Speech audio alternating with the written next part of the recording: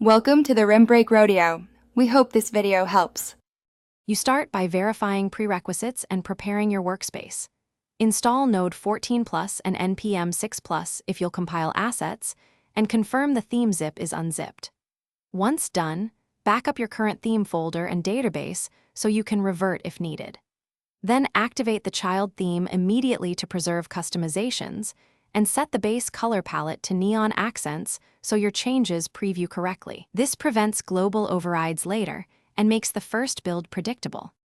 Now you customize styles and compile assets, open variables, SCSS, and tweak neon hue values, glow intensity, and primary font sizes to match brand intent. Next, run npm install and then npm run build, or use npm run watch for live reload during edits so you can iterate fast. While assets compile, adjust layout blocks, header hero, CTA, and test responsiveness across 375 to 1,440 pixels. Finish by optimizing and deploying. Export minified CSS, compress images, and enable caching headers so the neon theme performs well.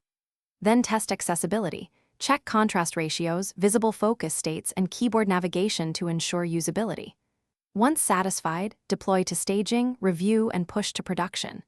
If the neon effects don't appear, clear your CDN and browser cache, purge server caches, and redeploy the latest build. This resolves most stale asset issues and gets your neon look live quickly.